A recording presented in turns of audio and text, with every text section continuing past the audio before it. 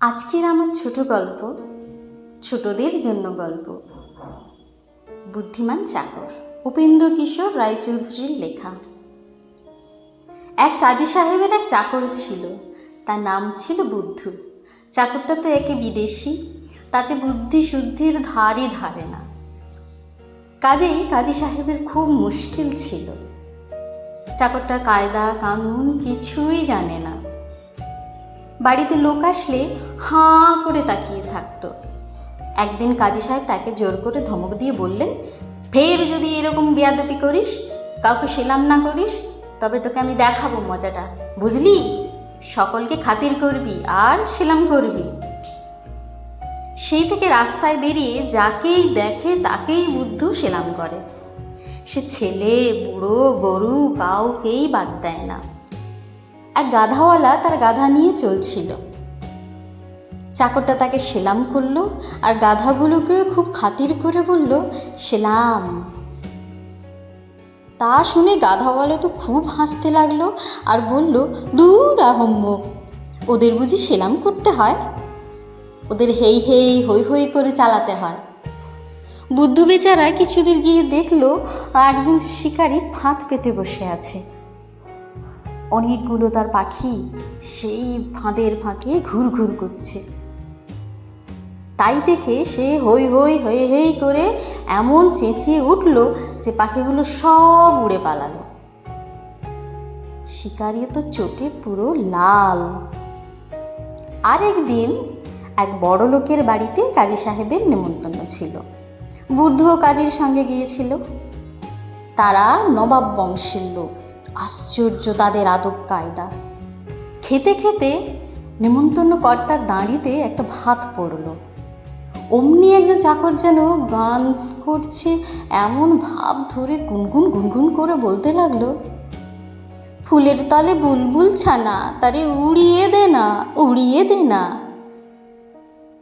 অমনি মনিব তার ইশারা বুঝতে পেরে তার দাঁড়ির ভাতটা ঝেড়ে ফেলে দিল। কাজী সাহেব বাড়ি এসে বুদ্ধুকে বলল, দেখলি তো কেমন কায়দা?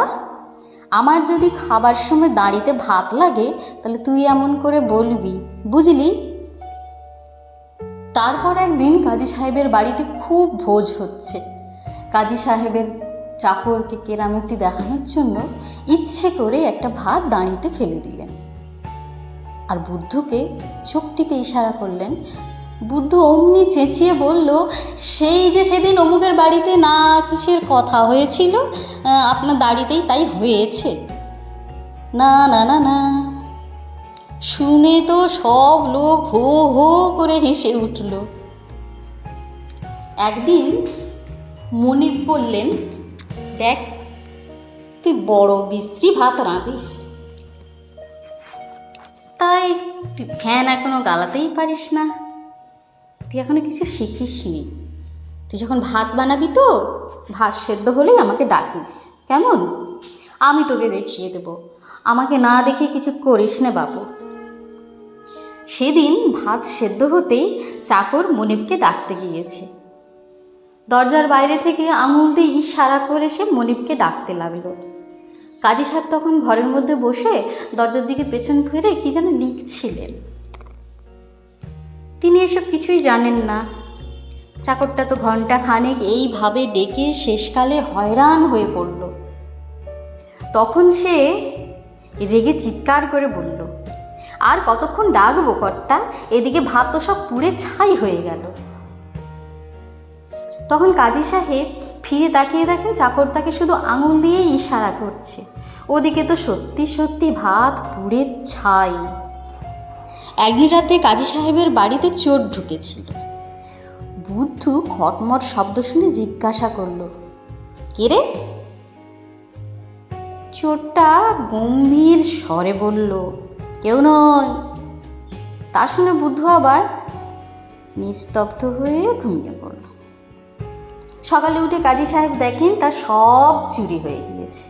যখন বুদ্ধুকে ডেকে জিজ্ঞাসা করেন রাতের কথা, তখন বুদ্ধু তো সবই বলল। কিন্তু বুদ্ধু তাতে মুখ ভার করে বলল, তা কি করবো কর্তা? সে আমার বারবার করে বলল, তো কেউ নই, কেউ নই। লোকটা তো দেখছি ভারী বদমাস, শুধু চোর নয়, বেজায় মিথ্যাবাদীও। যাওয়ার সময় একদিন কাজী সাহেব শহরের বাইরে কোথায় যাবেন। চাকর বুদ্ধুকে বললেন, দরজার উপর ভালো করে চোখ রাখিস, দরজা ছেড়ে আবার কোথাও যাস নে যেন, তাহলে চোরে আমার সবই নিয়ে যাবে। এই কথা বলে কাজী সাহেব চলে গেলেন। চাকর বেচারা একটা লাঠি নিয়ে দরজায় পাহারা দিতে লাগলো। একদিন গেল, দুদিন গেল, তারপর 3 দিনের দিন বুদ্ধু শুনল এক জায়গায় তামাশা হচ্ছে। ভারী তামাশা দেখানো হচ্ছে, তাই তো বেচারা কি করে। অনেক ভেবে ভেবে সে করলো কি, বাড়ির দরজাখানায় খুলে সেটাকে ঘাড়ে নিয়ে তামাশা দেখতে গেল। এদিকে বাড়িতে চোর তো ঢুকে যা কাণ্ড করে গেল, সে আর কি বলবো। কাজী সাহেব বাড়ি ফিরে চলে এলেন। এসে দেখলেন সর্বনাশ, বাড়ির সিন্দুক আলমারি সব খালি, ওদিকে বুদ্ধু বসে বসে দিব্যি তামাশাই দেখে যাচ্ছে, আর খুব সাবধানে দরজাও পাহারা দিচ্ছে। এটাই হলো মনিবের বুদ্ধিমান চাকরের